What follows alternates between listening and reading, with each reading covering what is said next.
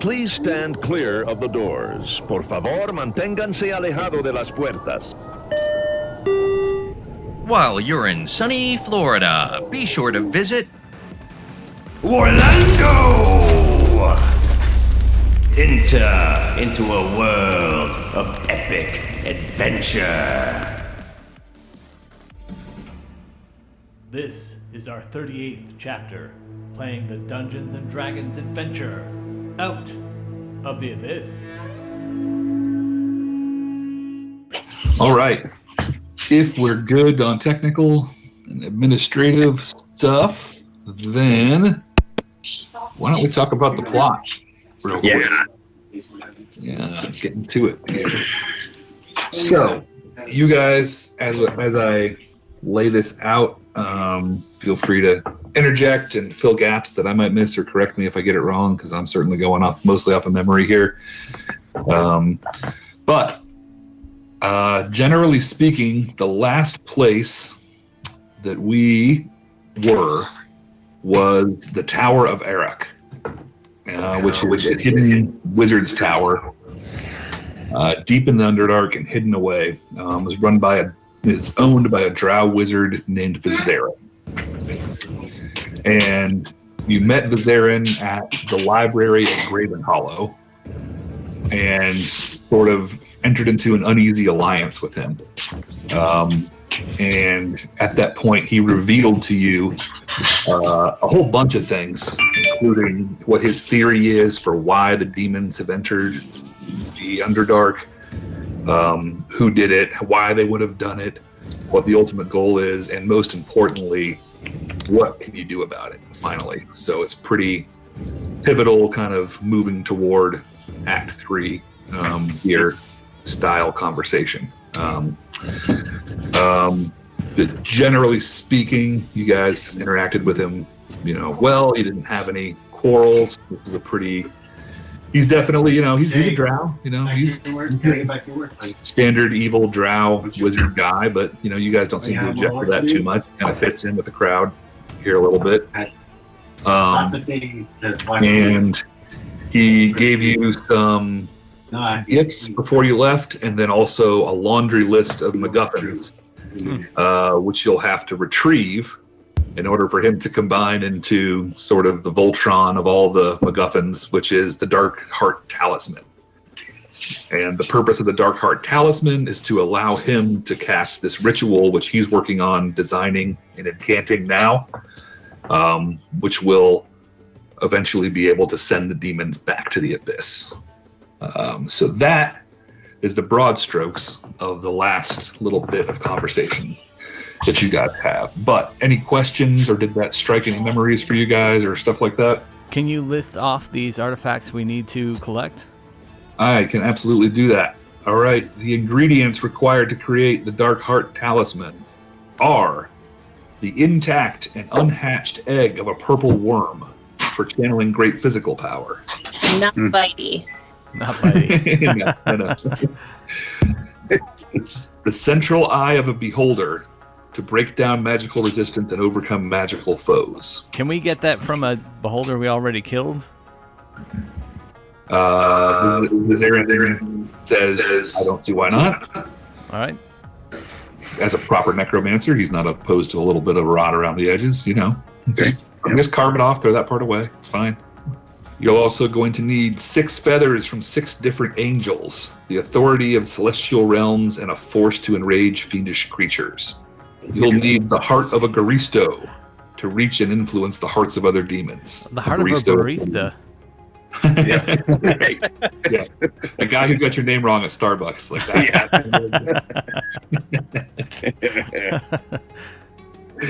No, if I'm not mistaken, a Garistro is like a demon general, sort of. Okay. Or somebody in the ranks of the demons. Well, the devil, so I need to think about that. And then you'll need 13 tin masks, which are also known as the devil's mushrooms, to lure and draw demons in. These are fungi. How many of those have we already eaten? Are those we go back to Mushroom Town? Do we have to go back to Mushroom Town to get those? Possibly. You're going to need a few drops of blood or ichor from a demon lord to connect with the demons. And then finally, you're going to need the grimoire of Gromp Veneer and his notes to assist on the ritual. And you all remember from your conversation with Bazarin that Gromp Veneer was basically his rival. They were sort of the two most powerful drow wizards and pushed back and forth for years, hated each other. It was far beyond a professional rivalry. It was out and out murderous rage toward each other. And up until the point where Vizarin has told you directly, he believes that Gromf is responsible for summoning the demon lords here in the first place. I think I have some up there. Can you look on the top? Right. Should be able to So see them. those are the things that Do you have a list of that real quick? Sorry, it was a little hard to hear. It's listed in the plot recaps. Oh, okay. Plot Do you see recap. them? Got it. So that is the stuff that you have been tasked to go and find and return back to Vizarin. Now, any questions about that stuff? Makes sense so far? Sounds like an easy list to get. Yeah, so Yeah, totally right. easy. Super not challenging. Yeah, right? let's head over to Publix. Right? That's it. Everybody get a cart. We'll all hit the different aisles. Be back in a moment. And once he laid out his plan for you, the kind of final revelation from Vizarin before he's sent you off, which is where you're now heading to gather this stuff, was that he believes that this is actually part of a larger plot and that it wasn't just a miscast ritual. He actually believes that Lolth is at the center of all of this and made the ritual go awry or influenced the ritual somehow, or is part of her divine machinations to weaken the demon lords that she's in rivalry with. Basically, turning them against each other and weakening them so that she can spread her influence and power. And so that is his current operating theory for why this is all happening. So that is 10 levels worth of exposition all at once. If you guys are game for it, Vizarin can say, well, I know you have a long list here in front of you, and you're probably not quite sure where to start, or maybe you have an idea, but I can say that the closest items on this list, if you want to, put a stitch in time or, run your errands efficiently here, I can direct you to where you might find the purple worm egg and also perhaps the Eye of the Beholder. It's, in Underdark terms, it's just down the street. It's only 40 miles travel through the caverns. And we've already been down. Yeah, I was thinking about that. I think we should start with the closest ones. Mm-hmm. Mm-hmm. And we killed the beholder not too long ago. You think we can just skip back over there and harvest that dead eye? Oh, I love you so. Vizarin will say, sure. If it's that easy, if you have one laying around, easy enough. I think that you can maybe even get a 2-for-1 near where the purple worm eggs are. But We ran into some worms already. Yeah, that's true. But Is that I'll leave the details to you all. But yeah, you guys did at some point in the past slay a purple worm. yes. But as to where exactly, I have no idea. How to get back there? Not a clue. And I'll say you probably weren't really on the lookout for dissecting it and getting an egg out of it at the time. No. We were crazy enough to think we could kill it. Well, one of us was.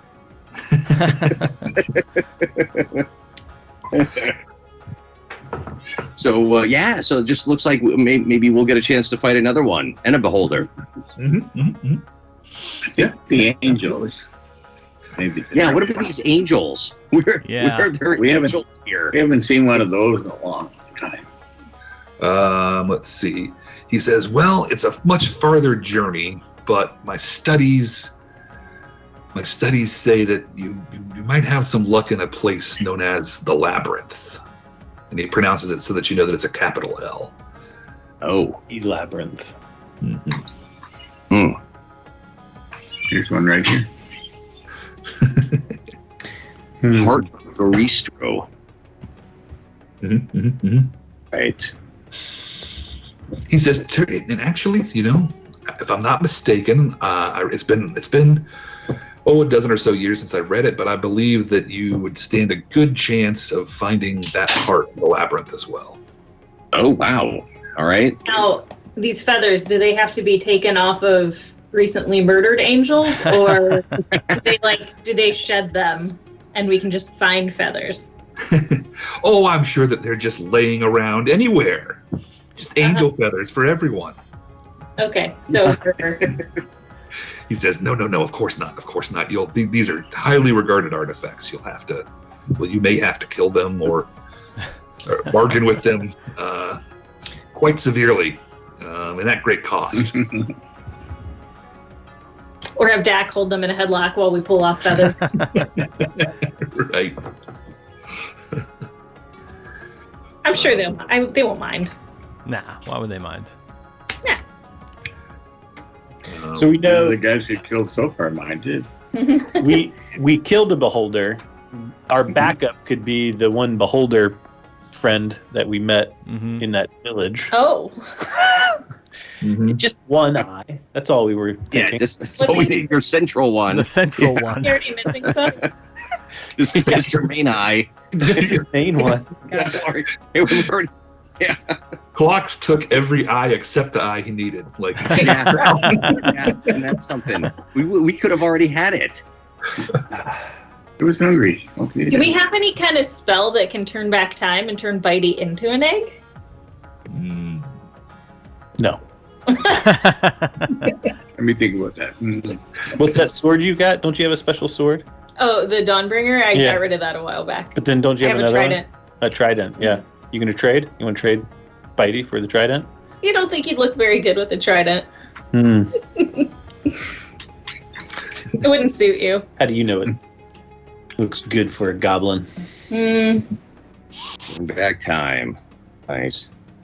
Can you? Zarkram starts strumming a sheer tune. I could. Damn, so a demon lord, I'm sure they're just going to give up some blood. All right, cool. Now, how about these mushrooms? We've come across a lot of them.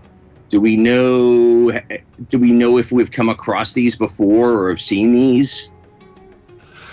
Let's see. He says, well, what I can tell you about the tin mask mushrooms is that, they generally will grow in the shadow and in the footprints of a demon lord.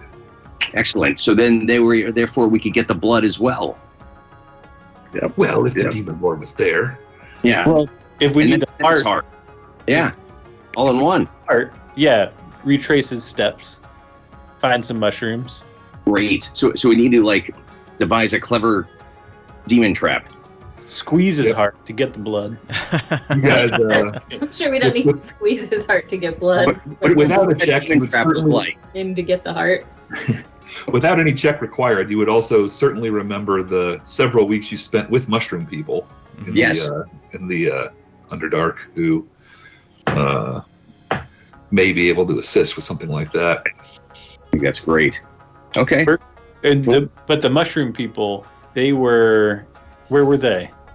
We went to Mushroom Town. They're on the other side. Yeah. That was near the tavern in the wood, or that was near the tavern, right? Tavern. Yeah, the tavern. Didn't we also leave the village though and leave a demon in charge? So yeah, we booked it leaving Mushroom Town because they had a giant mushroom demon in charge. Yeah, married or something, right? Yeah, we missed the demon wedding, didn't we? You don't think that's a if we good show one. up with a late wedding present, do you? We're not the wedding present, are we? Big bear trap. It's a good thought. So now the Demon Lord. Now that's not one of the big uns that we have encountered. Would that be like one of their lieutenants of sorts? No. This is the big one. Oh, all right, lovely. The ones that we've all been fleeing from This one throughout. has a capital V. Yeah. Okay. You know, Baphomet, Demogorgon, Fraz Blue, Grast, Jubilex. Yeah. Oh, boy. Yeah. Oh, lovely. All right. Well, gang, I say we all split up. Maybe make this go quicker. Yeah. And never were they seen again. At the end. We'll turn one 3-hour session into 3 sessions that take 18 hours and get it this far.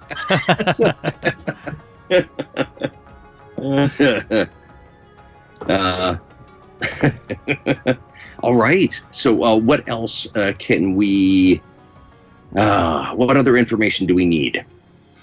He says, "Well, if you're still of a mind to go to the closest possible location, I can give you directions to the worm writhings." Oh, that sounds. That would be disgusting.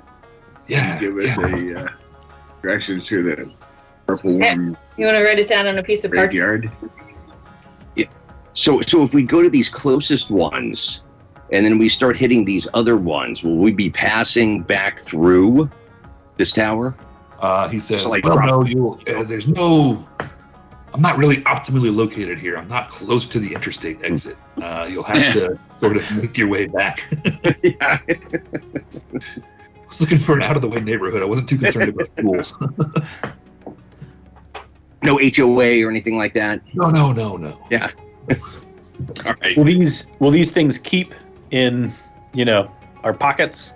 Do we need any special Oh, I think so. wrapping? They're not going in my bag of holding. Hmm. I'm throwing that out there right now. He says, "I'm sure you have no problem carrying these about with the small militia you've gathered outside."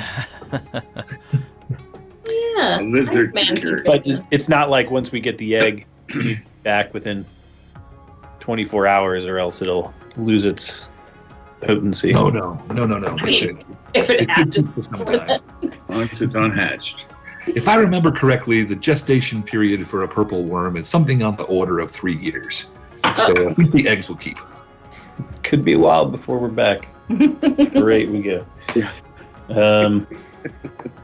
As you noted, our large entourage. Yeah. It's a lot of rations. a lot of mouths. Good Lord. Okay.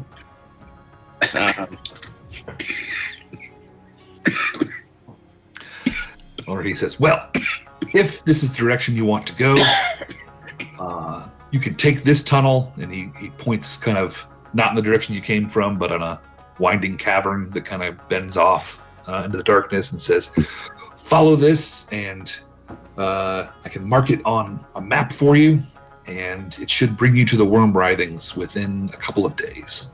Excellent. Yeah, I would love for him to put all of the information on the map. Oh, yes. And Yes. yeah. Awesome. Maybe even like a So spare map. you guys have some kind of a map. You've been Okay. probably, journaling or some way to kind of track locations. Okay, So, great. Awesome. Right. Now then, before you leave, please don't forget the gifts I gave you, which he will remind everybody Yes. about your Pewafwi.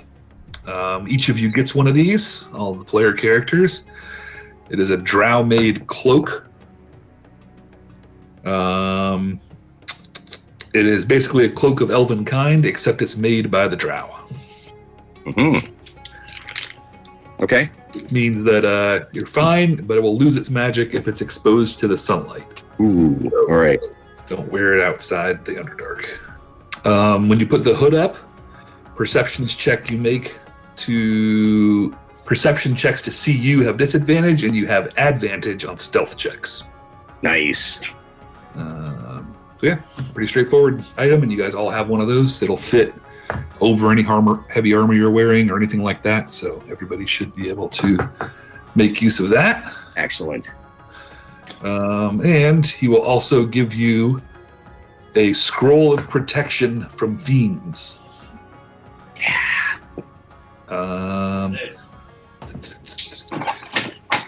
It prevents creatures, fiends, from entering or affecting anything within a 5-foot radius, 10-foot high cylinder.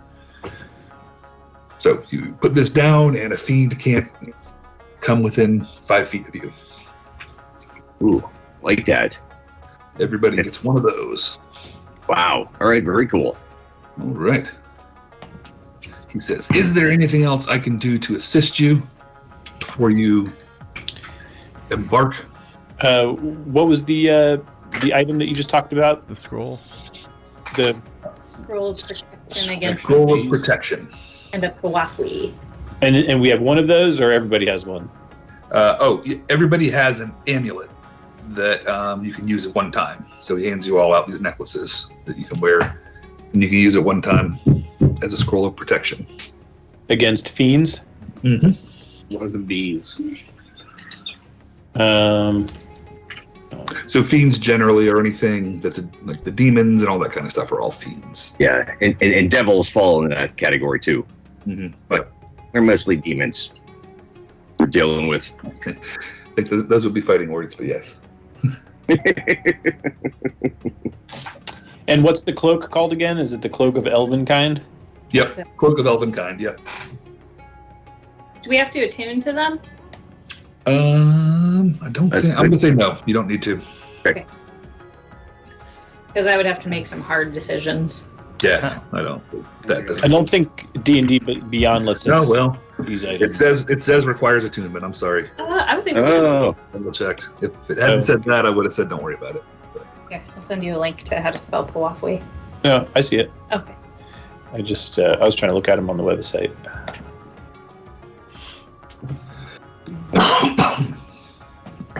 all right.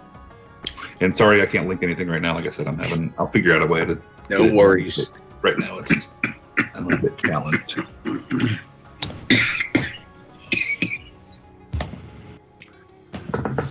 Oh, that's so cool. Cloak of Elvenkind. Mm-hmm. Silky's gonna dance around clock singing Palafli, Palafli, Palafli. Putting the hood up and down and up and down. Hey, clocks, can you see me? Right. All right, I am attuned. Awesome. That's my second attunement. Oh yeah, because you don't have much magic stuff. You're kind of just Yeah, I raw got dog right down here. a ring of spell storing. Mm-hmm. All right. I'm wearing so many amulets. Selkie's like a rapper, just like 100 names. Like I'm like jingling as I dance around clocks. yeah. It doesn't look like I can't attune to mine. I've got too many things I'm attuned to. Well, you said you didn't have to attune to them, right? No, you do. I'm sorry, I was wrong. Oh. Okay. Oh no. Yeah, and I think D&D Beyond won't let you do it anyway if you don't pick one. Yeah. What about my boots of striding and springing, though? I know. You could give one of the things to your friend who doesn't have many things. Oh, I don't like sharing. We're not that kind of group. Wait, who doesn't have anything? Kaz only got his second attunement just now. Or Oh. Zod. Sorry. Do you want some boots of striding and springing? That sounds amazing. Boots of striding and springing. I love it. You're borrowing them. I'm just borrowing. I'm gonna Borrowing keep them in good condition. I'm gonna be able to get some like Go tote, Scots. like David Lee Roth. There's mud puddles right outside the door. Yeah. Here. You promise to shine them once in a while. Okay. Of course. I gotta warn you. Tiefling feet are notoriously like sulfury, and not so hot. You might not want those. Who doesn't have 3 magic items they're attuned to? We've all got 3 magic items. I do now. Striding and springing. Oh, this is lovely. Adding that. Yeah. There we go. All right, I'm good. Oh, look at them. They're so cool. But I have a palafly. Yeah. All right. Geared up. Ready to go? Mm-hmm. All right. And where are y'all headed? Get a purple worm egg. All right. And a bow holder eye. To the worm writhings. The worm writhings it is. What's the term, Adam? One ticket, 2 movies? What is it? That's right. 1 ticket, 2 movies. All right. Okay. I would love to share some of the wonderful art that's here with you all right now, but I can't. So it's lovely. I'll find a way. Don't worry. But he directs you, and you guys saddle up. I assume you're taking the whole force with you here. It's pretty much guys are getting used to traveling as a group here, and you all head off in the direction. And as we've established in the past, I mean, it doesn't really make any sense for you guys to roll against random encounter tables or anything. You have such a force that pretty much anything other than a small army is just not going to screw with you guys down here, or you'll be able to dispatch it pretty quickly without us having to slow down to handle all that stuff. But as you travel, are there any character moments or role-playing items that you all wanted to kind of resolve or refresh, or you just want to spend kind of 1 minute on each character here and kind of what you're thinking and how you're reacting to this stuff, just to kind of get us baselined here as we come around the home stretch? I think Zoc, I have you in mind because you've recently had an kind of an encounter with your patron, right? Your friend, your visible buddy, right? Yeah, it was kind of I didn't know what I was doing there, but we're back down in the Underdark. That's what he wanted. You know what? I'll kind of reach out to him and just see if I'm going the right course. Well, you'll remember you had a bit of an altercation, like there was 2 of them. Yes. Yes. And I realized that we dispatched one. Now, being Zakram, he's not quite sure what happened there. Okay. But yeah. Okay, not sharing that around, but cool. So yeah, and you guys have seen Zoc sort of talking to himself or talking to the air. I mean, he's a weird dude anyway, you know. Right. But definitely kind of outside the library, and recently in the last few days, it's been picked up a little bit there. So I'll let y'all do what you want with that. Let's pivot over to Clocks real quick. I know that Clocks thrives on chaos, and this is sort of, as we've established, is the originator of all fake news in Faerun. So how's Clocks feeling these days about what you're up to, what the tasks you've been given? I mean, is he on board with all this stuff? What are you thinking? How does Spidey feel about it? Well, is this for the group or is this for you? Let's you can kind of do like what Zoc did and just say, like, I don't want to share this with everybody, but this is what I'm thinking right now, just to get it flowing. Yeah, I mean, I think most of it sounds good. Sounds like we've been to some of these places, so we can retrace our steps and go find them. I guess we're worried. I'm just trying to think of what Clocks' motivation is to make this happen. So I'm not sure. Like, I guess I've heard what's, like, these last couple of places we've been, and we've heard these little stories, and we've heard this, imminent threat that's coming down on the Underdark, and I think Clocks is just like, yeah.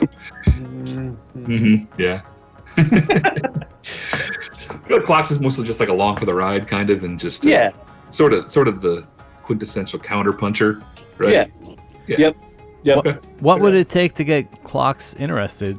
Well, yeah, I'm not necessarily disinterested in this campaign. That's not what I'm saying. No, but I'm Clocks, saying, like, I guess I don't know. Maybe if there were things, like if there was, I can't remember exactly what our reward is. Maybe if there's like what the reward is for this, or what the So to me, I don't. Maybe there has to be something shiny at the end, and something interesting, or And what I've noticed is Clocks pretty much is like that. It's sort of like I don't really know what's up here, but once he's like next to conflict, like it's all candy, right? It doesn't have to be like planned out or thoughtful, right? It's all just like, oh, what if we just watched him die? That's my interpretation. I don't want to put words in your mouth. Yeah, no, I think so. Yeah, I think in the moment when we're in the moment and shit's going down, like, yeah, what can we burn down and watch it burn? But that is your motivation, right? I think Clocks knows that about yourself, right? Right. But about this particular mission, like, what are we getting out of it? Mm-hmm. Other than saving the world, because I don't know if that necessarily is something I've getting an Underdark where we can play with all the shiny items that we've been given, because they won't work out in the daylight. Yeah. I mean, for sure. There will be not letting the demon lords get to the surface world is just generally speaking a good idea. The surface world is dead to me now. I can't play with my shiny things on the surface. Yeah. So is that definitely where Selkie's at? Like, you just yeah. And then when I retire, I'm going to Tappy's Tavern, and we're gonna live forever in the Underdark. Mm-hmm. Yeah. Mm-hmm. So this is all about saving Tappies for Selkie at this point. Yep. That's it. My retirement where I can play with my shiny items. Oh my God! I want Tappies to be like the Winchester in Shaun of the Dead. Like, it's just yes. Only Tappy will be happy to be there with me, because she knows it. Yeah, we'll just retreat there, have some hog lumps, a few pints. Yep, it's the dream. Mm-hmm. Right. How about Mournhelm? Maybe you've got some more traditional values here that you're making you driven to get these demons up out of here. What do you think? I'm just planning on staying up high with the boys and the lizards and blocking the way for everybody. And when we get to the end of it, I'm just going to kill all the drows I can find. All right. Outstanding. And all right, how about Dak? This is a good one. What's Dak get out of all this? Someone said the feathers of angels must be taken. Mm-hmm. Dak would love to see angels bleed. That's the title of your first album, for sure. When angels bleed. Awesome. Fantastic. All right. Well, thanks for doing that for a minute here. Helps me kind of recenter what you guys are up to.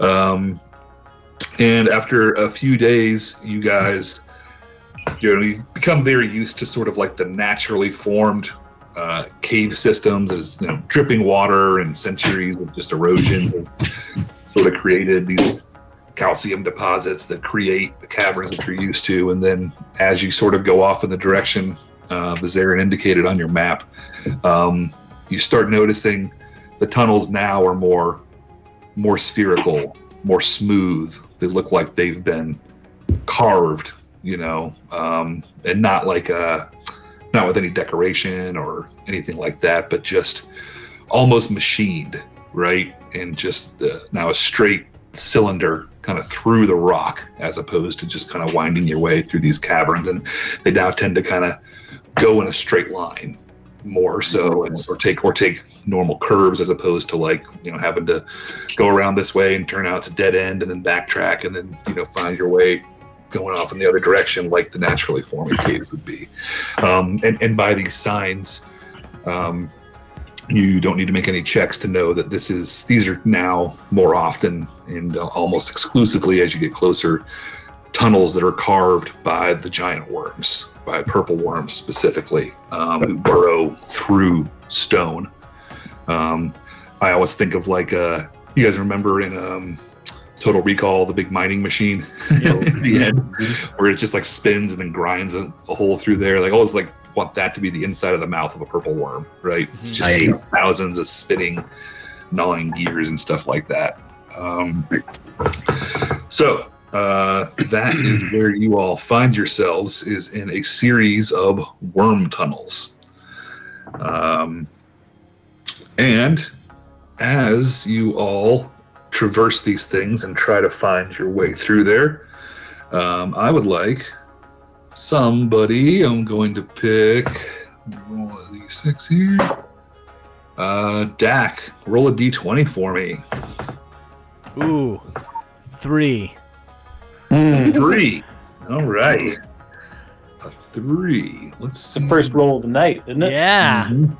Yeah. Absolutely. It's like a 1 would even be better. A 1 would be better than a 3. At least 1 we'd all go, oh, but 3 is just like 3. All right. Let's see here. All right. Whoever is it still Selkie kind of scouting out in front, or do you guys have one of your red shirts doing that these days? Oh, I don't mind. Okay. Being Iron Man up in front. All right. There you go. I will say, since you told us to dish out inspiration, we all have gotten back together again. This is a momentous and inspiring occasion. So we should all give ourselves inspiration. I'll go with that. Absolutely. We came back to it. Good job, us. Like, thanks for let's do it. Everybody has inspiration for sure. Yay. Yeah, but for sure, you guys, I will forget every single time, just like I did today. Give it to each other. If somebody does something super cool, feel free to nominate somebody. Inspiration is a what again? What dice? Reroll d20. Reroll a d20. Yep. Okay. Yep. All right, so Smokey, you are out in front. Give me a perception check. Okie doke. Advantage on that. Oh! Natural 20. There you Nice. go. Okay. That's the inspiration part. What is your dex bonus? Plus 8. Okay, you win. The monster also got a natural 20, but that's not going to be the natural 20 with a plus 8. All right. So, I mean, super well hidden. And like anybody else would have easily missed it. But your eyes kind of spot this worm-like creature that's trying to blend in with the rocks all around it. Sort of, he's pushed up against some of the walls as the party comes around the corner. You spot it, so they do not get a surprise round. But you notice this thing, and he's looking at you, and he doesn't realize you've seen it yet. And if you walk underneath it, they'll definitely drop down. What would you like to do, Selkie? Oh boy.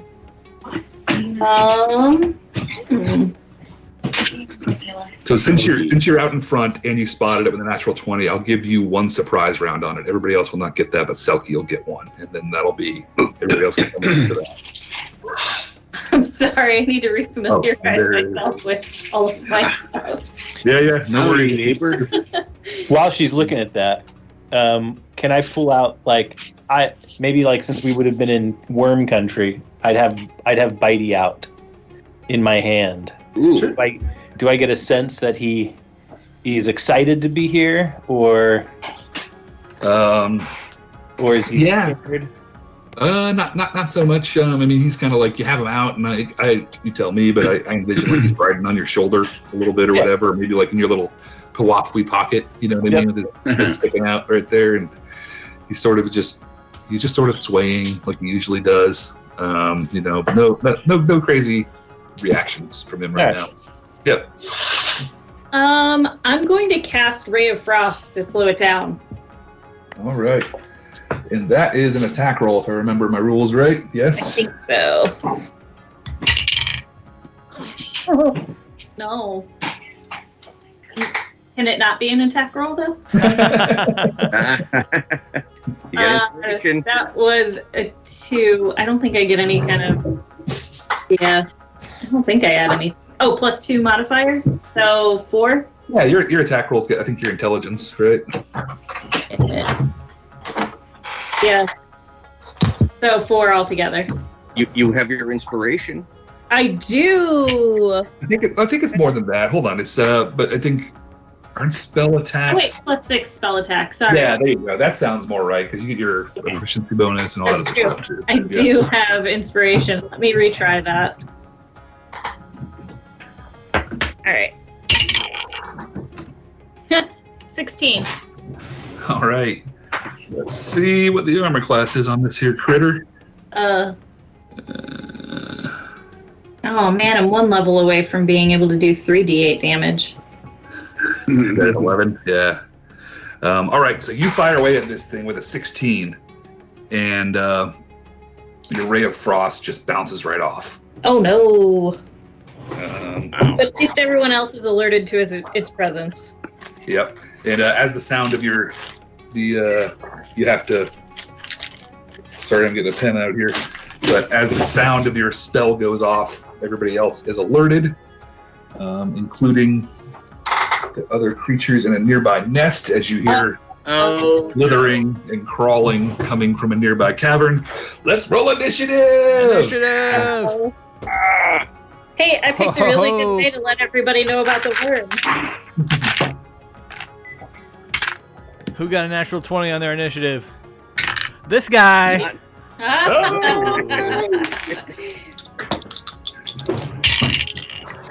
Gosh. I don't even have a pen that works. That's how long it's been since I played D&D. It might be the last time I wrote anything down. Was All dry and dusty. All right. So let's see. What? All right. So yeah. Just Sorry. Go to ahead. refresh my memory, what do we know about worms? Can they take spell damage?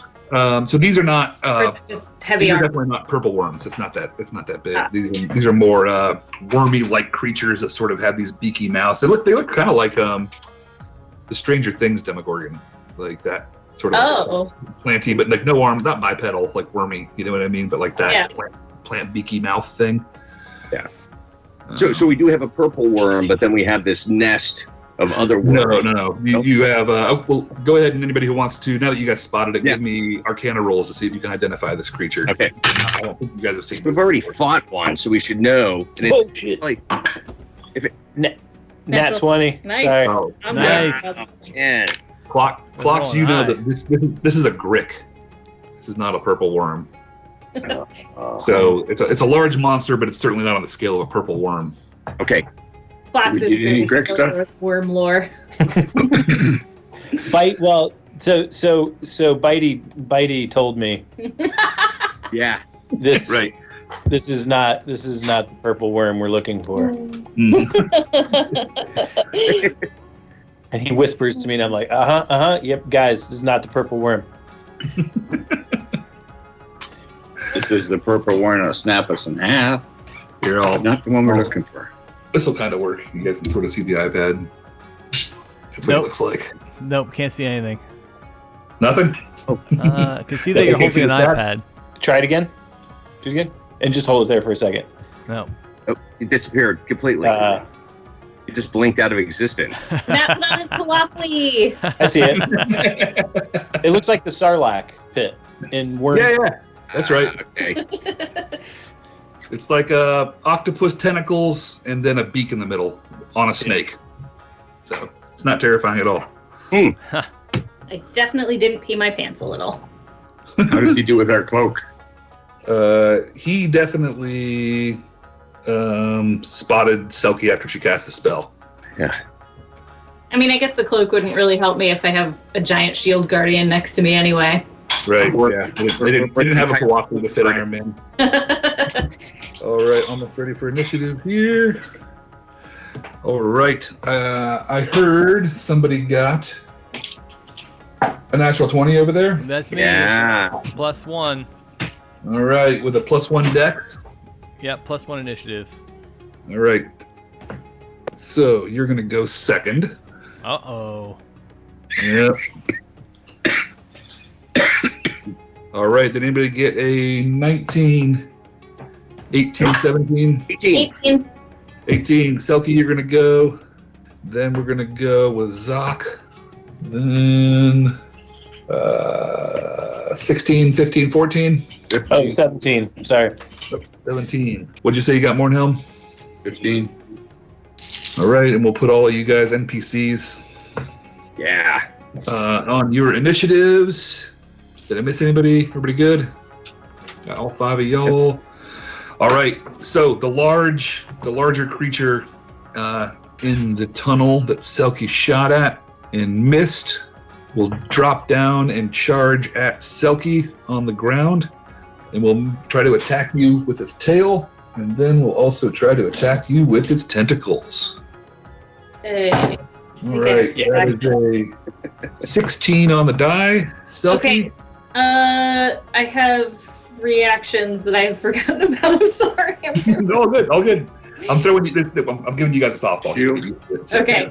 It's not very high risk. Just to be straightforward. Okay. All right. So I have shield and I have uncanny dodge. Oh, and I also have my shield guardian to take damage for me. Mm-hmm. So, he has so many hit points. I love him. And he takes half of them for me. Sorry. I'll have to rely on you. I'm crippled here with my inability to Google stuff. Can magically attack the blow into its own body. So I guess it can take the whole blow? Wait, I don't feel like that's right. I thought it could take half of it. Sorry. Take your time, no worries. Well, I guess it doesn't have a reaction, right? So, yeah, half of any damage. Okay. Yeah, I'm gonna save my spell slots, so I'm not gonna use shield. Okay. Yeah, I'll let my shield guardian take damage for me. Half. All right. Let's see. So with its tail attack, that is going to be a total of 23 to hit. And that will be 11 bludgeoning damage. Jeez. So am I rounding up or down for the damage that my shield guardian takes for me? We'll say round up. Okay. All right, and then it gets an attack with its tentacles. Oh, Jesus. All right, that is going to be a 16 against your armor class. Damn. Okay. And that will be, if it hits, 22 slashing damage. I have 18 armor class. Okay, so that's a miss then. Okay. So only the first one hit? Yes. And that was 23 damage, you said? Or, I'm sorry, it was 23 to hit. 11 damage with the tail. 11 damage. Okay. And since he missed with his tentacles, he doesn't get a beak attack. So. Oh, good. Whew.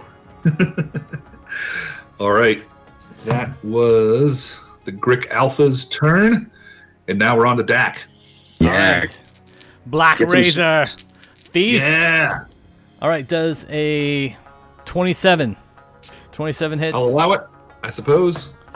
And what about a 15? A 15 will miss. Okay.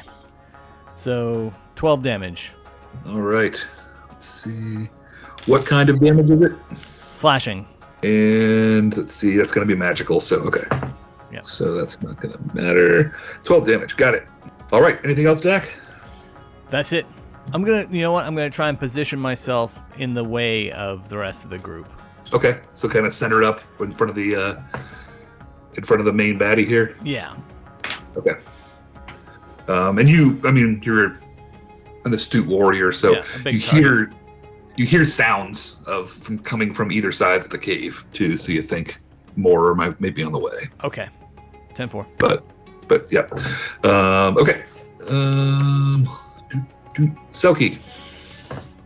Okay. Oh, dominate beast.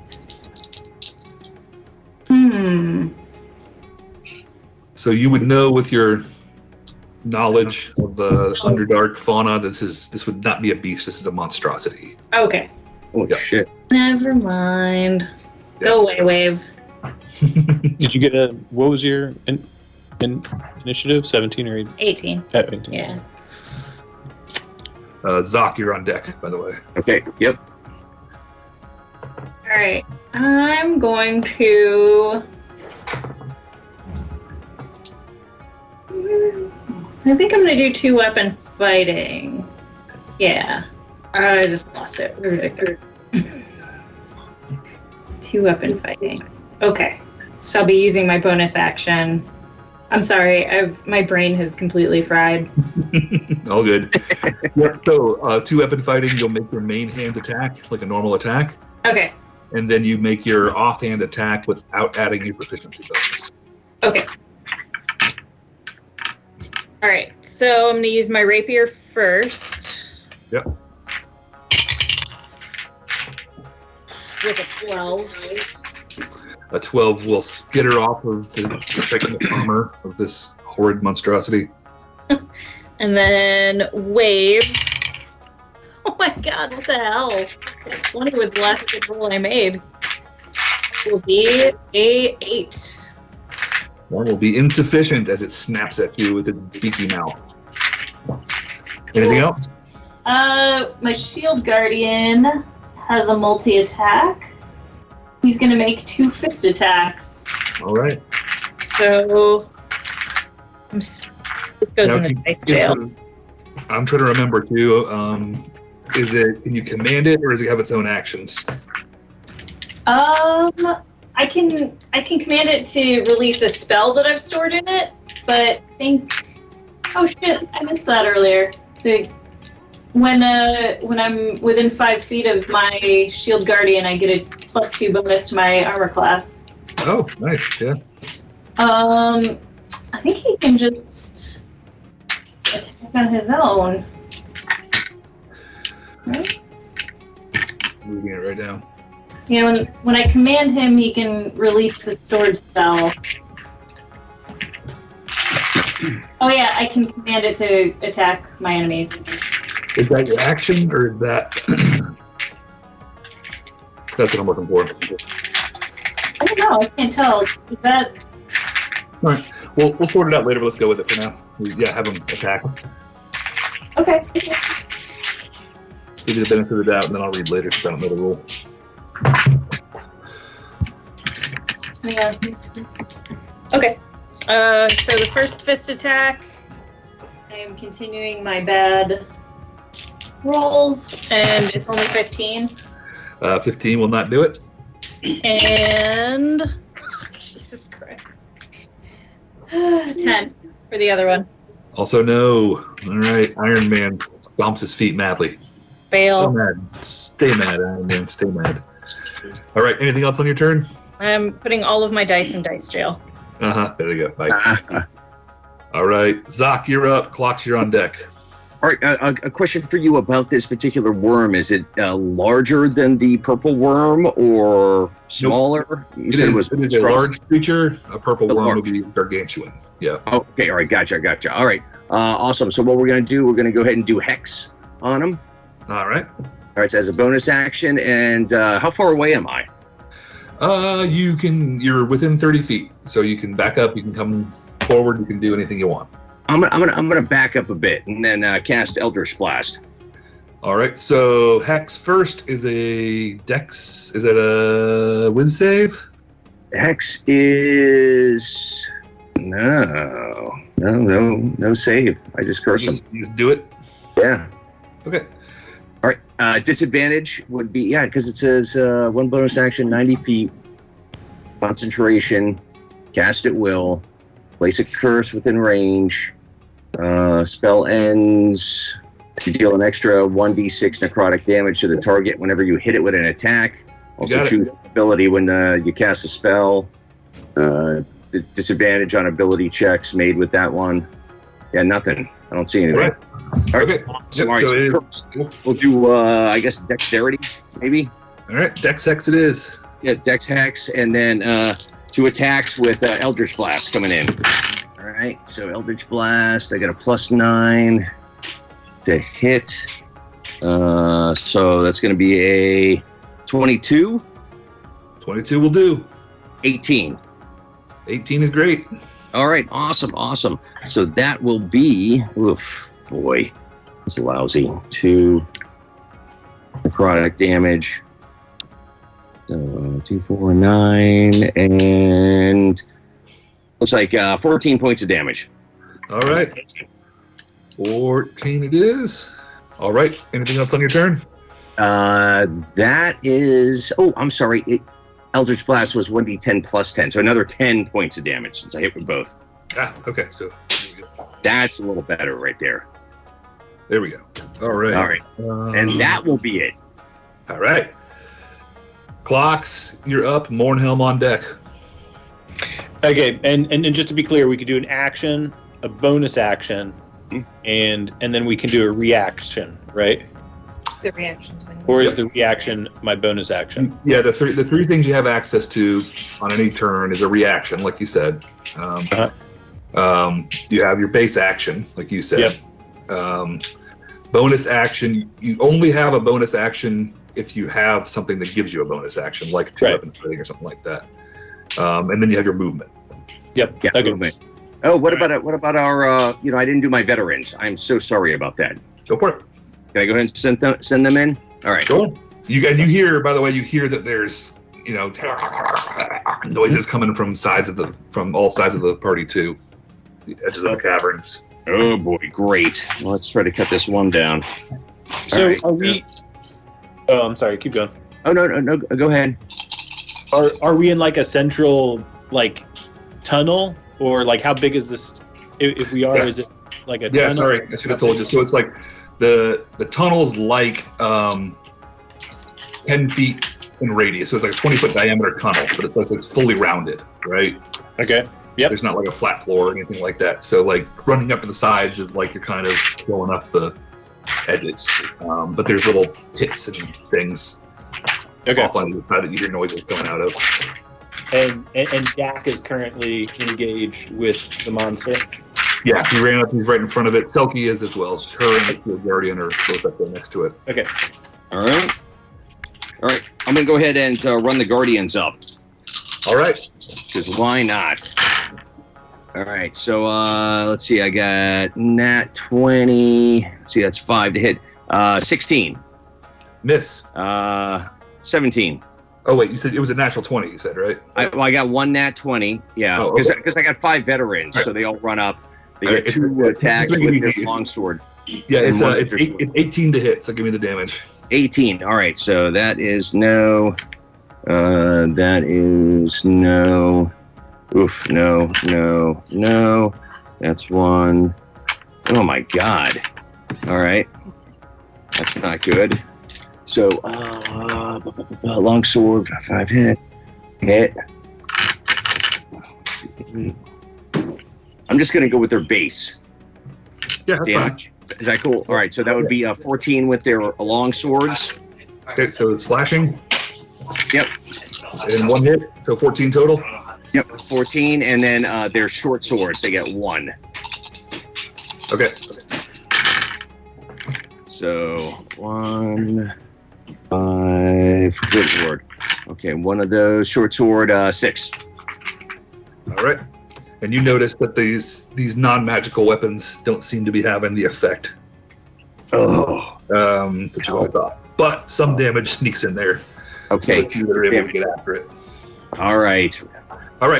All good? Yep. All right. Clocks, now you. Okay. I could also say this thing is bloodied. Oh, really? It's already bloodied? Oh. Yeah. All right. Take it. But we hear other things coming, right? Yeah. Okay. I'm gonna run up and I'm gonna run up next to Dak, and I'm gonna cast Fairy Fire. Nice. It's a 20-foot cube. It's 20-foot cube and 60 feet, I guess. Okay. 20. You want to just hit the one creature? just hit the one creature because I don't want to give advantage against us. Right. Like I want to give it against him, and it's a dexterity save. And did he just get hexed with like? He did. So he's dex? Yep. So he's got his dex save coming, but he's at disadvantage. Okay. So that will be his save is an 11, which is probably not good enough, right? Oh, that's right. Your DC it's 15. 15. Yep. Okay. So the spell takes its effect. Okay. You want to tell everybody what that does for him? Yeah. So each object in this 20-foot cube tunnel, 60 feet down beyond Dak, is outlined in blue, green, or violet light. Any creature in the area when the spell is cast is also outlined in light. If it fails a dexterity saving throw, we all get advantage attacks against those creatures. 5 alarms. 5 alarms. Nice. Everybody has advantage attacking this thing now. Did that expose any other creatures? No, it did not. Okay. Yep. All right. And then I can give a. Well, and I guess. All right. So. I guess I just the realized noises you hear would have been like coming from like you think they're coming from like sort of these little cavey outcroppings that are like higher up in the tunnel and stuff like that. Maybe I didn't describe that well. Okay. This guy's kind of just like right out in the middle by himself. He was sort of like laying in ambush, and then these other things heard it. They were coming. Well, that's what I did. So. Okay. So whenever something new enters this space, it'll light up too? No, I'll have to recast it again. Yeah. Okay. Well, I'll just I'll look at Dak, and I'm going to give him a flash of genius. Ooh. Okay. So I'll tell Dak, hey man, here's a tip. When you said flash of genius, I thought genius was part of your anatomy.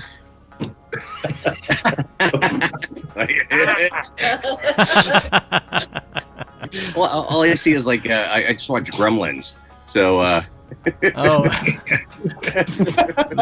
the smart gremlin. Yeah. I'll just tell you. What's it? Here's a tip. Yeah, if you see something, hit it. All right. And then I'm gonna hide. I'm gonna use my reaction to hide behind Dak. You can use your bonus action to hide. Or yeah, my bonus action. My reaction was the flash of genius. Okay. What does that give me? +3 to your next roll. Oh, nice. Yeah, it sounded like you needed it. All right, so then I've got some Lord Alliance's spies, and they have crossbows, I think. So they're going to shoot at it. Roll them all, and it's an 18 to hit. Let me know what hits. Okay, I got a dirty 20. Okay. And D6 +2, so for 7 piercing damage. All right, and you also notice it's not this non-magical weapon isn't quite as it doesn't do as much damage as you thought it would have. Yep. Okay. Can we look to see if there's any other holes like right next to us? Yeah, there's like little pits and like this thing bored through the rock. You know what I mean? But there's where little rivulets and caves were forming, it just sort of sliced them in half or bisected them. Okay. So, like you hear things coming from a few of those different little holes that are off to the side. They're not there yet. I'm gonna position the dwarven guard, the alliance guard behind us as kind of like nice as like a rear guard. Yeah, perfect. All right. Anything else? Nope.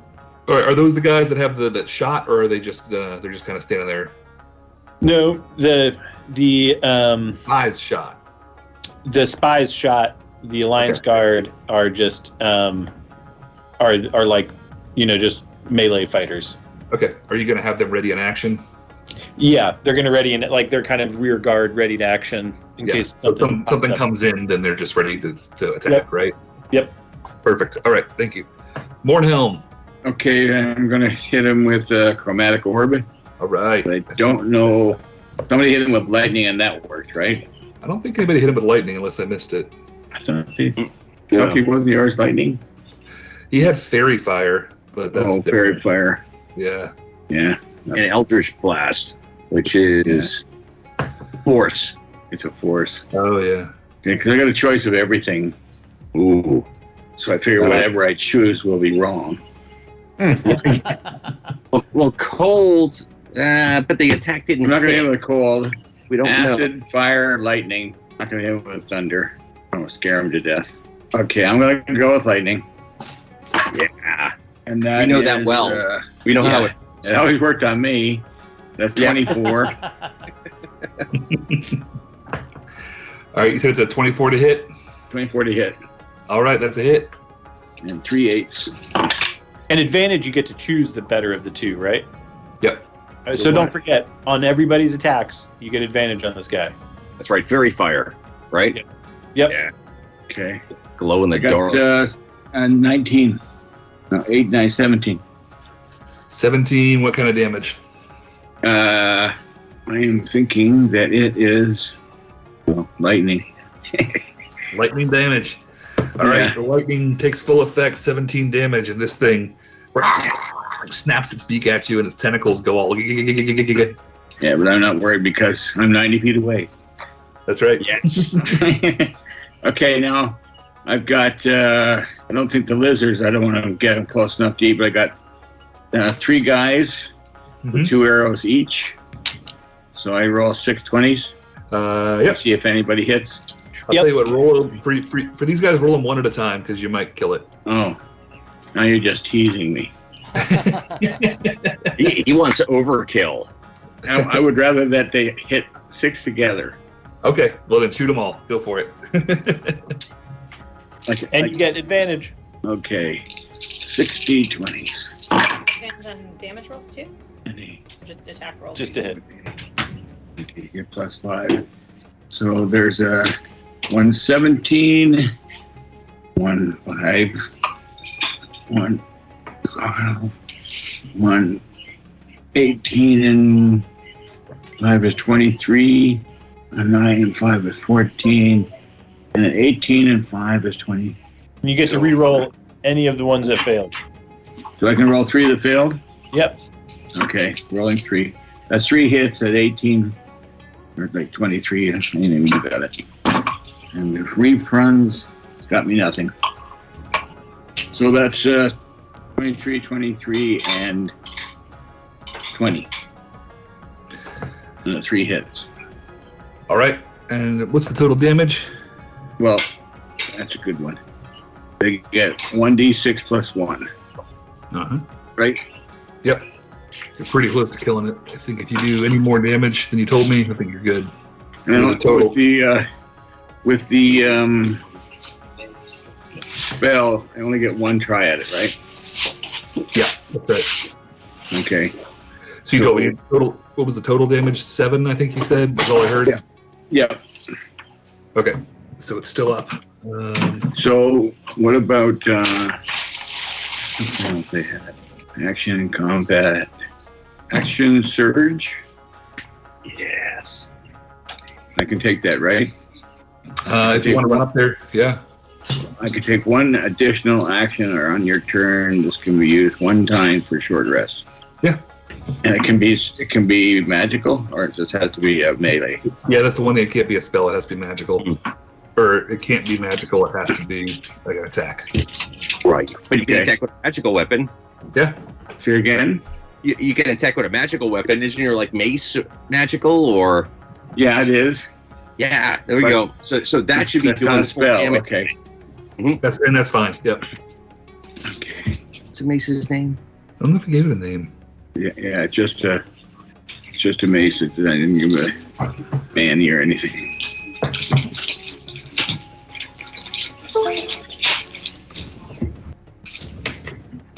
We have Black Razor, Wave. I guess what is? Okay, the mace. I don't know what I can't remember what the magical part of it is. I think it has fire or something like that. Right. Yeah. Right now it's 1d6 plus 3, simple. Okay. So what is it? Doesn't matter. Okay, 18 plus 7, 25. Yeah, that's a hit. You smash it. Yes. Okay. So 1d6 plus 3. And 6. 6 points of magic damage? Yep. All right, what's it look like when you kill this thing? Yeah. And it was too dark to see.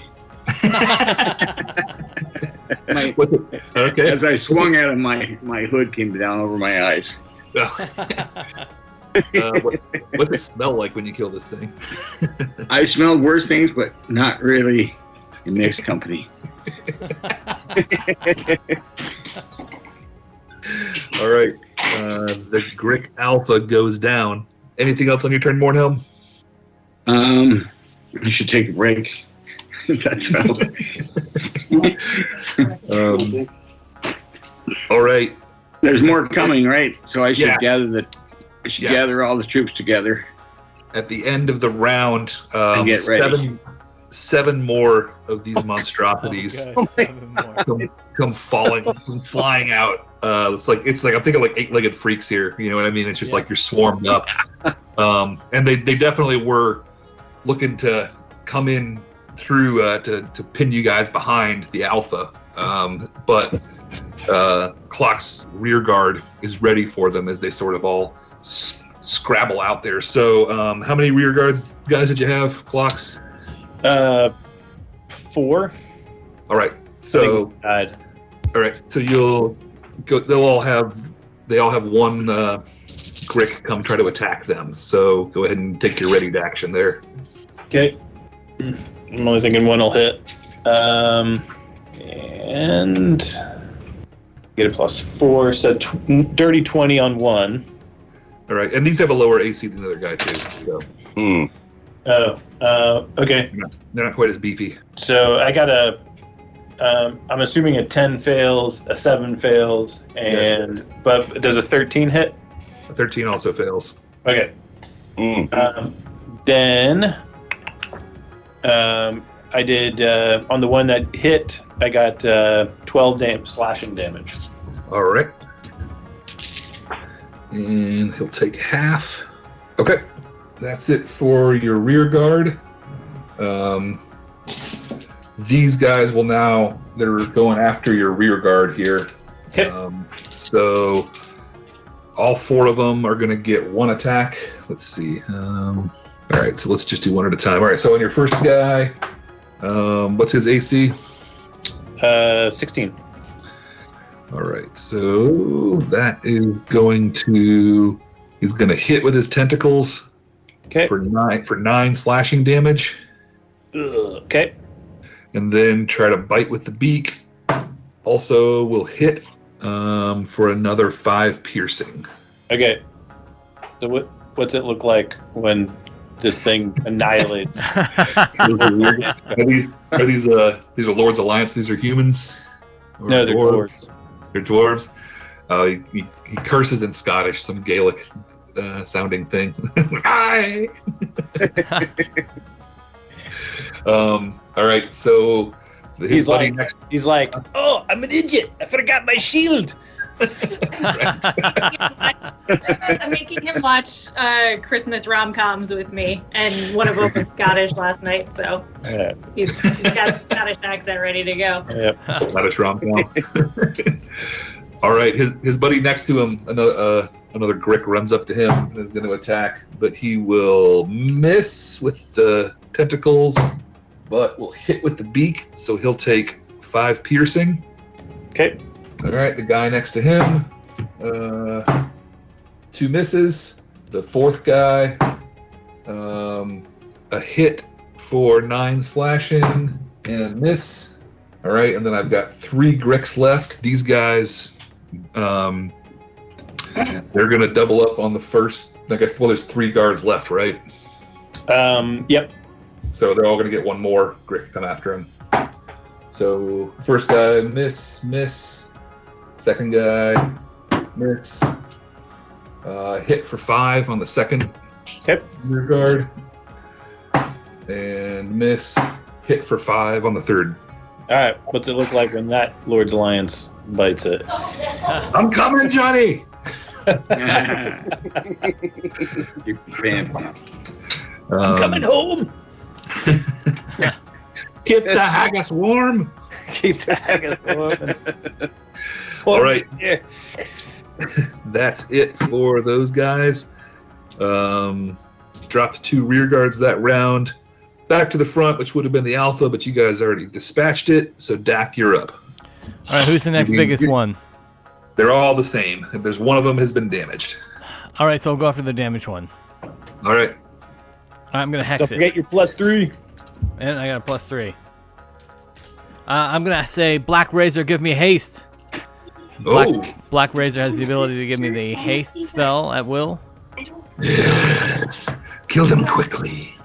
All right, so that's gonna give me 3 attacks. Ooh, buddy. All right, and I'm hexing that one. So All right, extra good d6 damage. All right, I got a 25 to hit. Yep. 1 crit fail. Okay. And another one that's a 24 to hit. Uh-huh. All right, so 16, 24 damage plus. All right, so you kill the first one. All right, well, it's all on the same guy. Yeah, you. Oh, does it have to be on the same guy? That's just the way I rolled it. No, that's fine. I mean, you can move. You can break your movement up and go to the next one. They're all like pretty close, so no worries. Okay, so for the second one to Swing hit, right through them all. Yeah. will be 15, 23 damage. 23 points. All right, that one's still alive. Okay. And I just want to, again, position myself so I'm a priority target instead of my friends. You got it. Yep, absolutely. The second one's badly hurt, more than bloodied. Anything else, Dak? That's it for Dak. So you position yourself between these 2 dwarves that are like, knees are shaking and they're dead comrades next to them, slashed to pieces. Oh no. Soki, what you got?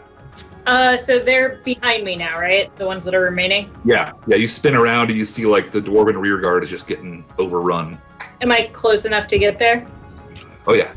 All right, let's see how effective I am at another 2-weapon attack. All right, first we're going to go with the rapier. Oh, we get advantage, right? No, not on these Not guys. anymore. Okay. Nope. In that case, that was grim. It is 13, so not enough.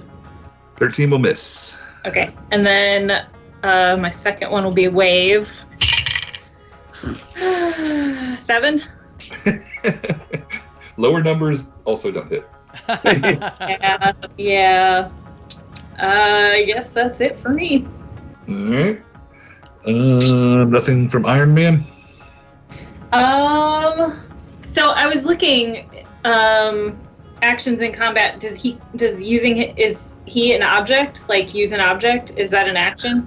That's what I was thinking about. We'll table it for now. Let's use him. Like, don't worry about it, and then we'll look at it at off session. Yeah. All right. Then he is gonna follow me and also do a 2-fist. His multi-attack. His 2-fist attacks. So. Smash and grits. Oh, 24. That'll do it. He's making up for me. All right. 2d6 plus 4. So that first one will be 6 damage. All right, you kill one of them. You kill the one that Dak beat up. And then he's going to throw another fist for a natural 20. Oh! Nice. And that one's going to be 11 damage. All right. This is bludgeoning damage, right? I believe so. Okay. Yep. Did you double your dice for the crit? Oh, I didn't. So that's another 2. All right. So I think you said 13 then. Yeah, that'll be 13. It'll be half of that, just so you know. Oh, okay. His fists are not magical. Oh, they are to me. All right. Anything else? Nope, that'll be it. Zoc, you're up. Clock's on deck. All right, excellent. We're going to go ahead and I get to move the hex over to him with a bonus action. Yep. All right. And let's go ahead and do it. So, oh, that's definitely a miss. All right, so that is a 24. I'll be right 24 back. hits.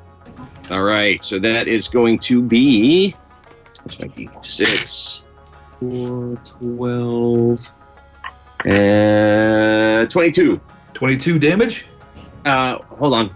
4, 8, 17. I'm sorry, 17. Only All right, 17. 17 damage. All right, that one is badly hurt but still alive. That was total damage, right? Yeah, that was total damage. All right, so that one's still alive but bleeding out. Anything else on your turn? I'm gonna send the veterans in. Oh, they're in there already. So let's go ahead with one swing. See, I got a 20, 1, 2, 15. Does a 15 hit? 15 hits. Okay, 21. So 1 slash hits. So that between the 4 is going to be 28 points of damage.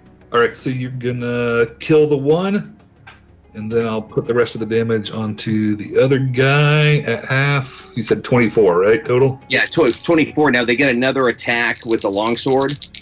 Can I go ahead and try that? Yep. 14 to hit, so just give me the damage. 14. All right, so.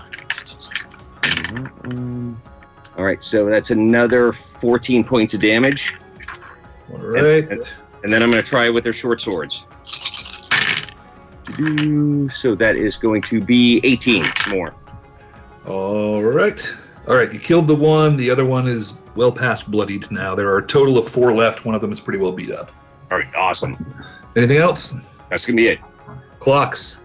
Mornhelm, you're next. How many are left? There are 4 left. One of them is pretty well beat up. Okay. Can I cast a spell in if I cast a spell, is there a way that I can get like a 10-foot radius and just hit those 4? They're all kind of like all over your rear guard. They're like kind of right up in them in melee. Okay. Well, I guess like you could if you could like lob it past them and then have it hit the back of them. Yeah, you could do that. It's like a 60. Yeah, kind of like if I was to throw a grenade behind them or something. Yeah, you can do that. I'm just trying to hit them. I'm going to do shatter. So I'm going to cast shatter. Nice. And I'll pull out one of my ball bearings and I'll throw it at some crystal on the cave wall ceiling above them, and it shatters, and this magical ringing noise, painfully intense, erupts from a point behind them, hitting those. Does it affect all of us, or just the just creatures you're aiming just in a for? 10-foot radius? Okay. So I'm lobbing it 10 feet behind them. All right. You only have 9,876 ball bearings left. Right? Exactly. Yep. All right. It's a Constitution save, I think, if I remember right. Yep. All right. So these are our flat rolls for all 4 of these guys. What is your DC is 15? Yep. One of them will save. The other 3 will fail. So do I just make one 3d8 roll and then everybody takes that? Okay. Yep. And then do I get to use my arcane focus additional damage for this? I think so, unless there's something I'm not thinking of. Okay. So 4, 5, 6, 12. So 12 thunder damage. Okay. Is it half on a save, or do they all? It's half of saved. Okay, got it. So, all right, you said 12? Yep. All right, so one of them, the one that was beat up, dies. We'll say this one made the save, so he'll just take 6. These guys will take the 12. All right. All right, each of my spies will shoot one at a time, but I'll roll all 3 together. All right. Oh, and Clocks, he'll just hang out. All right. So I got a 17 and a 14 Both hit. for 7 and 5, so 12 piercing damage. All right, which becomes 6. All right. That one of them is bloodied. All of them have taken some damage now, but one of them is bloodied for sure. Anything else? Nope. Oh, then the Dwarven Alliance Guard guys will Yeah, for sure. They're getting Stab their it, ass closest kicked. one. Yeah. 18 and 16. Both hit. Alright. And 14 total damage. All right. That's slashing damage. Okay. One of them's barely still clinging to life. Anything else? All good? Yep. All right, Mornhelm. There are 3 of these things left. They've all taken some damage. One of them is barely alive. Okay, I'll hit a barely alive one with a firebolt. All right. And roll is 14. That'll hit. Oh, really? Okay. 2d10. And 14. All right. That one is dead. Nice. Okay. 2 left. Now we're going to shoot 6 arrows at the fresh one. Yep. Crossbows. What's a hit? 14 will hit. A 1, a 20, natural 20, Oof. a 10, a 15, a 17, a 10, an 8, and a 7. So I don't have that rollover again. So I got 3 hits. Yep. And whatever the 20 does. Yep. And the hits are 1d6 plus 1. That's 6, 12, 13 right. with the 1. 13 points with the 1. Okay, got it. This one's still alive that I'm looking at. And we're all backing up and getting together again. All right. Anything else on your turn? Nope, that's it. These guys are on to the guards they're attacking. So the first one is a hit with the tentacles. I think it's on your second guard, Nicholas. That's 9 points with the tentacles. And miss with the beak. On your other guard, miss with the tentacles. And hit with the beak for 5 points. Oh, the first one's dead. Okay. And the second one is hanging on with the slimmest of life. Slimmest All right. chances of life. All right, Dak, you've got 2 beat up Gricks here. It's your turn. All right, I want to hex the closest one. All right, you got it. All right, first attack. 19 to hit. Hits. 18 damage. Dead. All right, next one. 18 to hit. Yep. 18 damage. Clinging to life. All right. Third attack. 15 to hit. That's a hit. All right. 19 damage. Dead. What's it look like when you kill the last brick? I slit it in half lengthwise, and then just relish in the gore that spills forth. Oh yeah, like it's a real ichor pump, just real blood sprinkler, you know. All right, well done. You have vanquished all immediate threats. The dwarven rear guard is decimated. Your IRL short rest. We had a short rest. So glad I'm a warlock. I did notice when I was reading Shield Guardian Selkie as a reminder, I think it has a power where it regenerates its own health. Yes, yeah, I was doing that every time at the start of his turn. Cool. Yeah. I want to make sure you got that. So kind of a nice feature. So Thanks. Yep. All right. So you guys vanquish the Grick nest you stumbled upon, but 2 of your dwarven Shield Guardian companions have been slain in the combat. Is there anything you guys would like to say or do for the red shirts? I'm gonna. Clocks is gonna keep like a lock of their hair. Thank you. I'm really surprised you're not looting their corpses. I was gonna say we need all these like body parts and stuff. I'm sure you're, Yeah, I'm just trying to you're not taking an eye just in case we need it later. Like something comes up, like It's not on the list. not on the list. All right, it's not on the shopping list. I want to keep morale with the other Lord Alliance people. I don't want to, the one guy's shaking. He's like death, like he's like on death. He's got 1 wound left, so he's like, he's like spitting blood. You know what I mean? So Yeah. I kind of, I don't want to take his eye why he's still alive. Mhm. Yeah. But why don't we feed the lizards? Hold still. Yeah, that's a good point. The lizards are getting hungry. But I did want to see, like, is there anything in those things that we just killed that seem like we should loot? Like any eggs or Nests that have gold? No. These are vicious little shits. They don't appear to be sentient or have anything worthwhile other than just they got tentacles and beaks and carapaces. Do But if lizards this is like like their version of like an ambush area. Are there any other bodies or anything around or? Not here, no. Yeah. Probably get pulled into those little crevices that they live in. Right. Yeah, and I'm not going in there. Right. No, ain't doing that. Well, what do you want to do for your shield guardian? I mean, not shield guardian, but the one guy that's really hurting. Yeah, well, I guess I'll put him on the lizard. I guess I'll let him ride on the lizard for a little.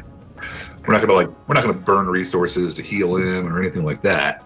Oh, I don't know if I guess I probably have a healing potion. That's a good idea. Yep. You want a healing potion? You got Or save potion? There's all you got the paladin there who can help him out if he's. He can do a laying of hands of 1 hit point. It'll feel a little better. Oh, is that Dak? Dak, can you heal people? Yeah.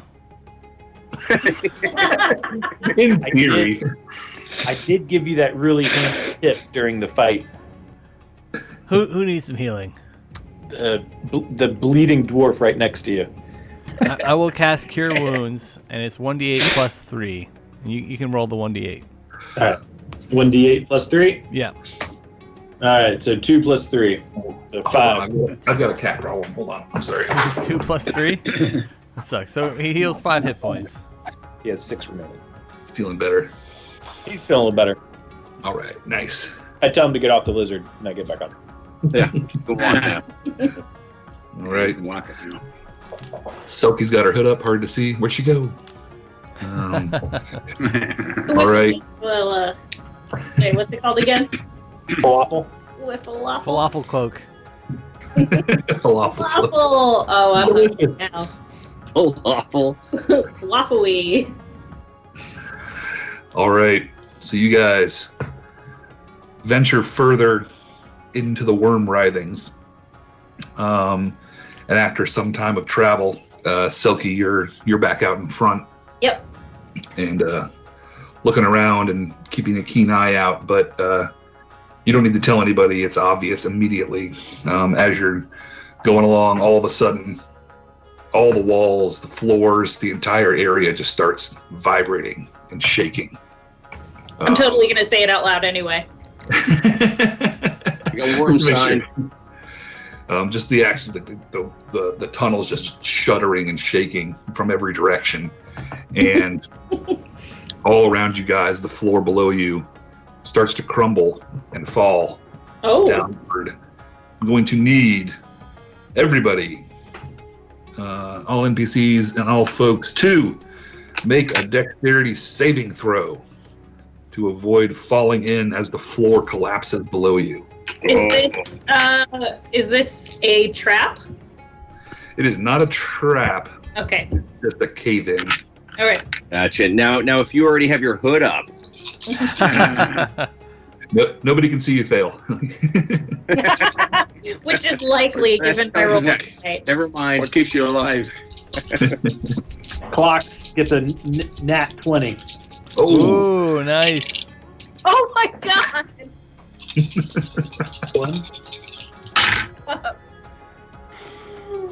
That's a 1 for me and a. Oh wait, but I get +8. I mean, I don't know if that helps when I roll a 1. I don't think it does. The 1 is a fail unless to avoid it. Yep. All right, so Shield Guardian does a little better because, of course, he does. And he gets a 5. All right, so anybody, including all NPCs, who does not make a 15 is the number, is going to fall into a chamber 25 feet below you. Holy cow. Which means that anybody who falls will take 6 damage. What about if they're on their lizard hanging from the ceiling? Let's see. I think it's still a dex save to hang on as the whole thing shakes. So the dex save will... Same stays the same. What about the lizards? So if you passed, did you not fall? Did you like stay up there, or did you fall and you just landed right? Okay. Oh, I'm sorry. I see what you're saying. So no, if you made your save, you kind of like jump to the side and don't fall through the floor. So you see anybody who fails fall into the darkness below. So you remember how I told the dwarf to get off the lizard? I remember. Well, the lizard hangs onto the wall, and just as the dwarf gets down and the rumble starts, he falls to his death.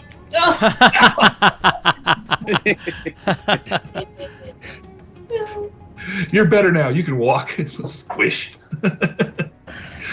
All right. One and more. Clark just goes. Yep. All right. So who fell into the pit and who is still up top? I'm up top with one dwarf and 2 dwarves fell. I fortunately landed on top of my shield guardian instead of the other way around. That's nice. Nice. That's convenient. Yeah. All right. Those of you who are up top can hear sort of the shouts from below. It's not too terribly far, and Oh, it's a lot of cursing. Yeah. more cursing than even the standard sea shanty. So Yes, indeed. all right. So those of you who did not fall, if you would like, you can easily tie ropes off and lower yourselves down onto the floor below to join your companions. Okay. Or is that a good thing? Yeah. Should we? I don't want to go down there. Or I don't mind throwing them a rope and saying, "Come on up." I'm gonna go get help, and I don't believe you. Those of you who are down below, and I think most everybody has dark vision at this point, you can you find yourselves in a dark cave, but you see a passage forward below, and this is back to more of a natural formation type area, not as much the tunnels. Okay. I recommend joining us down here. Everybody good with going on down? Yeah, I'll just ride my lizard down. Yeah, he just straight down the wall. You can spider climb. Do our lizards take damage? I didn't think to roll for my lizard. Oh. I have rolled for my lizard too. Yeah. Since we're riding on the lizard, wouldn't that saving throw kind of been for Yeah, that's true. the whole unit? Well, So, I mean, yeah. Lizard also took damage. Or If you guys want to roll separate, fine, yeah, you can. But I think generally, like, you're on the lizard, so you guys make the saving throw together. yeah, okay. that's what I assumed. Okay. So One of my, the lizard also took damage. So how damaged are the guys at the bottom? One of my spies fell. The other 2 stayed up there. Mm. And but they had significantly more hit points than the Alliance guard. So he's doing all right. All right, assuming everybody scuttles on down below. You're in a big cavern with a C, and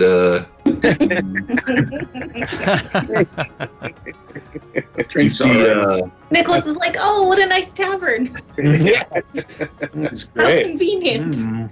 Just like the last one. and you see a likely exit to this cavern towards the north, but you definitely still feel the tremors and the rumbling of the walls and the floor and stuff. It's kind of continuing to go on, but I think you're on solid ground for now. All right. All right. Advance? Yeah. I'm assuming you guys push forward into the next room unless you have something else. Totally. Okay. All right. in this area, it is just covered in fungus. This area, there's all kinds of different, every different kind of fungus you've seen in the Underdark is now like completely blanketing the walls of these rooms. So plenty of food. You guys are way into mushroom dishes at this point. You can top off the coffers in terms of edible stuff. And you notice one other likely exit from this place is sort of a slope that leads up 10 feet, but it's kind of covered in rocks and gravel. It looks like it'll take a bit of a acrobatics check to try to get to the top and keep your feet. Okay, give it a try. Yep. Everybody to climb up there can give acrobatics checks, or just dexterity if you don't have that skill. If you sort of scrabble up the... 16. Dak, you're able to get up to the top if you want. You can kind of throw a rope down to help everybody else. Yeah, absolutely. Make it easier. My roll's so bad tonight. 8. I have 18. You try to scrabble up there and just like slide back down. Yeah. And right around then, like a rope sort of hits you upside the head. Well, I guess I should roll for my shield guardian too. What's a rope? He did much better. Oh yeah. All right. He should always go first. You guys. Is that acrobatics is a dex modifier? Oh, okay. So he got 15. Yeah. He made it up. All right. I can tell my shield guardian is laughing at me, even though he can't talk. All right. Spies makes it up, but not me, and the other two. Can I jump up there? Yeah, you're up. You could. You can make it look as cool as you want, buddy. All right, you guys scrabble up, and you are in this other room, which is known as the ossuary. There are thousands of bones carpeting the cavern floor. Many of them are humanoid, dwarves, elves, goblins, and some you can't even tell what they are. Okay. Thousands and thousands of bones kind of came through here. And the only way out is you notice a small crack in the wall leading down toward the south and west. All right, so south and west. Okay. Let's see here. Is that the kind of general direction we want to be moving in, or? I mean, if it's the only way to go, it's the only way to go, but... Yep, that's the only way you can see right now. Other than back the way you came. Yeah. Can they help us up? Can the people who made it up help it? Yeah. Dak threw a rope down there so people can just really kind of get up there. All right, those of you who want to can kind of squeeze through the crack in the wall down to the south and the west. So you find yourself in a smaller cave, and right in the middle of it is just this open pit. And you look down and you get the sense it's a long, long way down. Anybody who wants to peer over the edge can give me a perception check. I just require dark vision to be able to. Natural 20. Ooh. Nice. All right. You peer down, and I mean, it hits the end of your dark vision pretty quick, Dak. Like you can't see the bottom, but you do notice about 30 feet down, there's a small ledge, and it looks like there's the skeletal remains of an elf on this ledge. Oh. Let's set up some kind of rope and climb down to the ledge. Okay. You can easily do that, no problem. How many can ride on the lizard? One rider per. Just one rider per? Okay. Yeah. I mean, and have them, I guess, if you wanted to load them up more, they'd just be slower or something like that if you really want to do it. Yeah. How big is the ledge? It's a small ledge, maybe like 5 feet in radius. Wow. Okay. But you can certainly tie off a rope and lower yourself down there if you want, or lower somebody down there. Yeah, I've got my Zentrum thugs. I just want to lower one of them down there. Yeah. Okay. All right. What's one of their names? This is Toby. Toby. You're like, all right. You're all like, Toby, go down there and look at that elf. He's like, he looks around. He's like, okay, boss. Toby was already hurt in the previous fall, so I don't feel like. Okay. Yeah. he's on the list. He's on. Yeah. All right. So Toby's a little bit beat up and maybe has a black eye, a little bloody or something like that. But he kind of gets down there and roots, and he's down there. He's like, it's just this creepy old elf skeleton down here. What do you want me to do? Is there anything else? He'll have him roll perception. Perception on these guys. I rolled a natural 8. I don't see a modifier. It's perception, wisdom. Wisdom. Yeah, so no plus for that. Okay.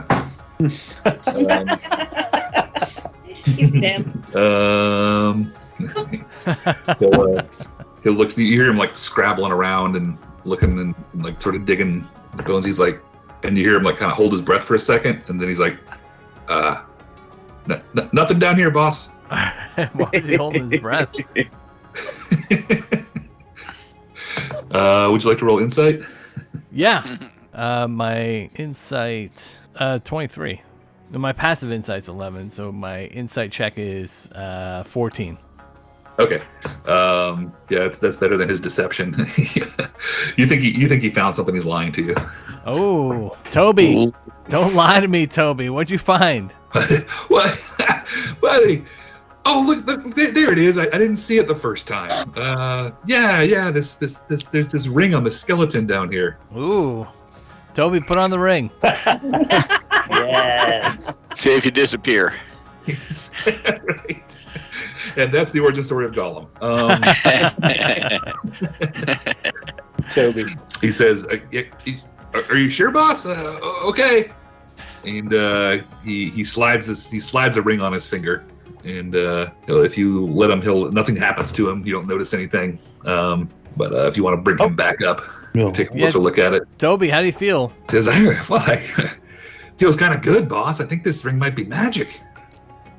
All right, yeah, let's haul Toby back up. Okay. Cursey kind of magic or good kind of magic?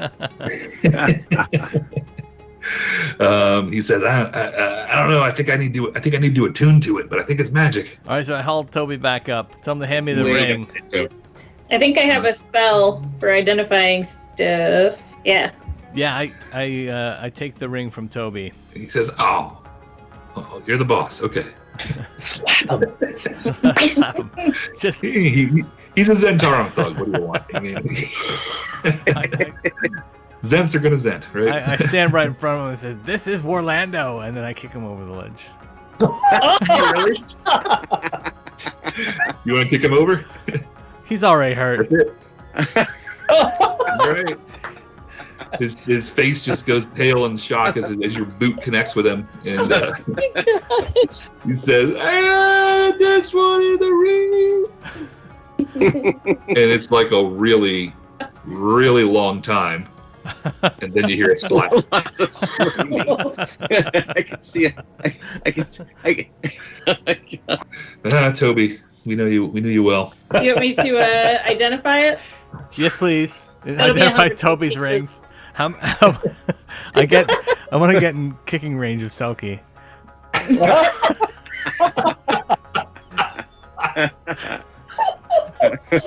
No, I don't. Selkie, what's the ring? 100 gold pieces per. I mean, I could double it and make some profit on it, but each pearl is 100 gold pieces. Yeah, I have the money. I'll hand it over. All right, sweet. I feel like you guys bought a bunch of pearls and stuff. Oh, I sure did, but I'm charging them for them. Oh, okay. Yeah, I remember very clearly. You guys have no money. You spent all your money on lizard armor. Oh, no. I was very careful not to spend all my money. I saved a little bit, and now I'm slowly recouping more. So, lizard armor. Where did this? You guys let the rogue be the bank. You messed up. All right, I am going to cast the spell, Identify. All right. This is known as a ring of free action. While you wear this ring, difficult terrain does not cost extra movement. And in addition, magic can neither reduce your speed nor cause you to be paralyzed or restrained. Ooh. It does require attunement if you would like to wear this. Does anybody not already have a ring? I'm attuned to 3 magic items already, so I don't need it. 3. But I might be able to trade. I have a. Let me see my inventory. I have a ring of protection. No, never mind. I think I want to keep that. Does anyone want my boots of speed? Oh, those are those boots you took off the White Rabbit character. Yeah, that's right, man. How long ago was that? It was like 2 years ago. Yeah. What happens if you wear only one boot of each? Well, to make the boots work. Sounds like a circumcision. You can do a really good split. No. There's only one way to find out. I know. Anyone's welcome to the ring. I'm not holding it for myself. I've got plenty. Well, you know what? I don't need the boots of speed because Black Razor can give me haste. So someone else might want these boots. Yeah. So what does the ring do again? Difficult terrain does not cost extra movement, and magic can neither reduce your speed nor cause you to be paralyzed or restrained. That sounds like something that would come in handy against a beholder. Would a beholder's cone of anti-magic be affected? Like, would this ring be affected by that? That is a good question. Let me see. You guys know a lot about beholders at this point, so you might actually know. Let's see. I don't know if it affects magic items. I think, okay, I'm remembering now. It does affect magic items, but not artifacts. I thought they were alarming us because I kicked Toby off the ledge. He just landed. Oh no! That was the sound. Yeah. Yeah, He landed right on a police car. We got a Toby alert. Toby alert, everybody. Selkie's gonna take a few extra steps away from the edge. Right as you step away, Selkie, like there's another like shaking tremor. Oh, good timing then. Yeah. All right. So the ring. Somebody wearing it? Or we? I don't want it. It's welcome to anybody who does want it.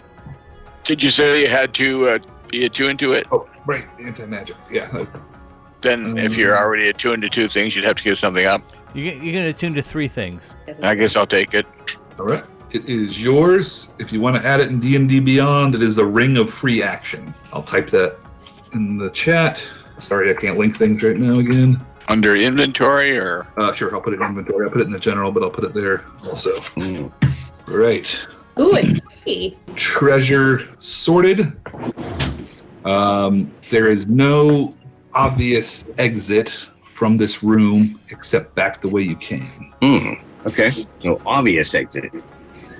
But you notice the trembling and the rumbling starting again while you're in this room in the dark.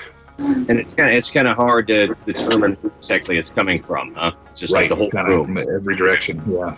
All right. I'm going to hand that one off to the ranger. I think we have a ranger. Yeah. No.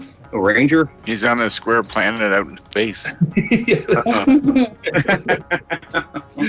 The ranger's astral navigation wasn't so hot. Oh, jeez. All right, fine. Yeah, I don't know that you guys have a tracker in the midst. Yeah, no, I thought we did, but oh well. So which way? Is it that there's no obvious way out? Do we need to just do a perception check? Yep. We could. Yeah. Let's do that. Let's look hard. All right. All right. Everybody roll perception. All right. Everybody perceive. 22. 22 is pretty good. That is good. All right. So you look all around. You search. You touch the rocks and search for secret ways out. You skirt the pit carefully, and you don't see anything. And you're about to give up, and then all of a sudden, like your other senses, because perception is not just sight, but smelling and hearing and feel is. You notice back from the way you came, it feels like the air is moving a different direction. Oh. Would we have an idea of what that indicates, or? That's as much information as you have. Well, direction. I would share that with everybody. Doesn't seem like something I should keep to myself. Yeah. Do we feel like it's like a big inhale? Like there's some monstrous creature who's like sucking their breath ready to attack? Selkie, you think it just feels more just like the air moving in a room. You know what I mean? Like sometimes you can feel the air coming in a door, sometimes you feel the air going out of a door, right? So it's almost like somebody opened up a door and the air is being rerouted, perhaps? It's a little like that. Okay. Right. We'll go towards the change. Yeah, it would be back out the way you came in, basically. Right. All right. Let's go that route. Question. Yeah. If you do like a speak with dead and there's a skeleton down there, is that something that can be spoken with? Absolutely. Okay. Ooh. You want to talk to Toby? Yeah. Toby might be beyond the range of the spell. I pull out my stone speaker crystal and I say, maybe. How are you doing? Maybe Mr. Ringfinger could tell us a little bit about what's going on. Okay. I'm looking at Speak with Dead now, just to make sure I do it right. What's the name of that ring? Ring of Free Action? Ring of Free Action.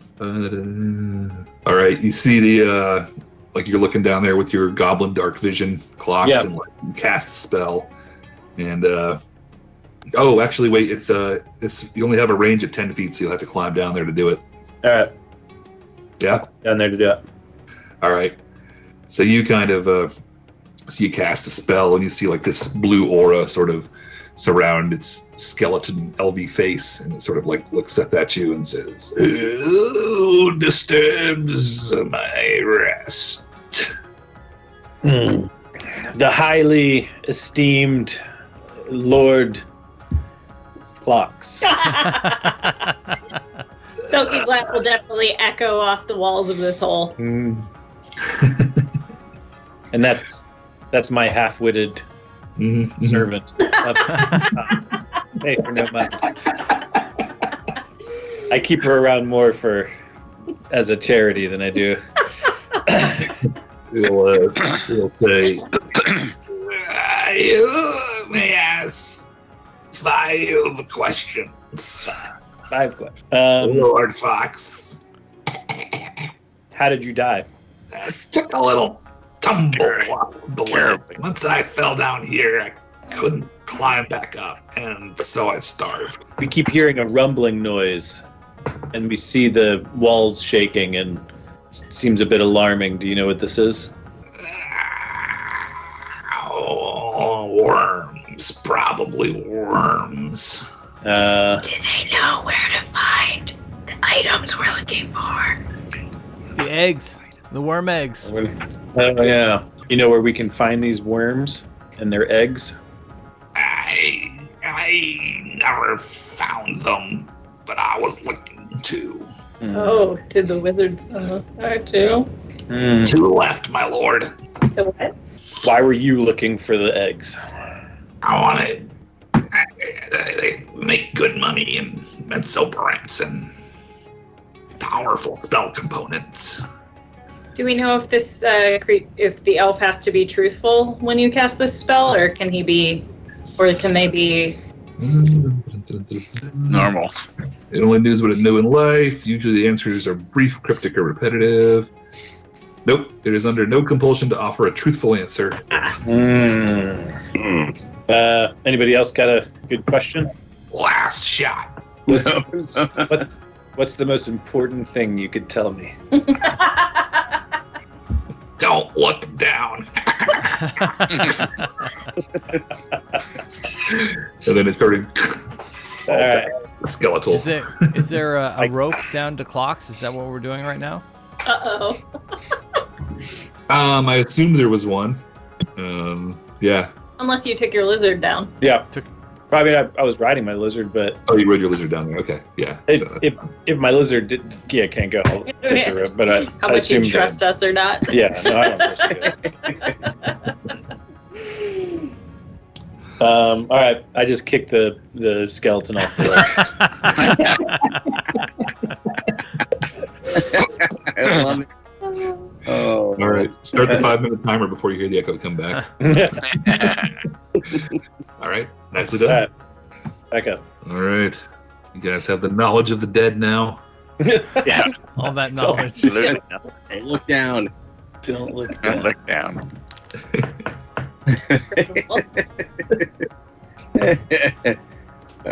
All right, we'll head back the way we came. Indeed. Yeah, let's do that. All right, you guys head back the way you came. And as you imagined, you come back into the room, which only had the exit to the north where you first came in and the one that you just came back through. And there's now a freshly carved new tunnel. Freshly carved. Directly to your east. Just missed him. Oh, wow. It wasn't here before. Can we tell? Head down this Yeah, tunnel? can we tell? Does the tunnel come towards us or away from us? It sort of heads due east away from you. So it could have either come into the room or gone out of the room. Yeah, we have no way to know either way. Yeah. Which way do we feel the wind going? Yeah. It was sort of coming. The wind was sort of like blowing down and into the well where you kicked the people down there. And now it's sort of shifted and goes out through this tunnel, out into whatever's past the end of it. I feel like we should follow the tunnel, the new tunnel. Okay. I think there's eggs that way. Sure. Yeah, I think so. I think something dug its way towards us, and the new tunnel will lead us to the eggs. That's my thoughts. Yeah, sounds good to me. Let's do it. All right, you guys, you step into this chamber, and unlike the other areas, it's smoothly carved, but there's still sort of it's not dry. It's like there's a little bit of wetness there. Like, oh, there we go. Fresh. Sticky worm spit, sort of all over the place in this perfectly kind of roundly carved chamber. And you all step. It's about 30 feet long as you go through this cavern, and you step out into a massive central chamber to this area. And it's a cavern that's 80 feet high, where clearly what are giant purple worm eggs are strung between and anchored with this clear but resinous material that sort of strings from every corner of the room, that comes down from the ceiling, comes out from the walls and up from below, and sort of holds them in these pods that are suspended in the middle of the chamber. How large are they? Each egg is about the size of a Volkswagen. Whoa! Oh my God! What? Convertible? Wait, were you talking SUV? A bug. A bus. Oh man! And as you guys step into the chamber, you guys all step into the chamber, and you notice an eerie quiet go down, and feel the wind swirl, and the walls shake around you and tremble as they have been, and that's where we're going to stop for tonight.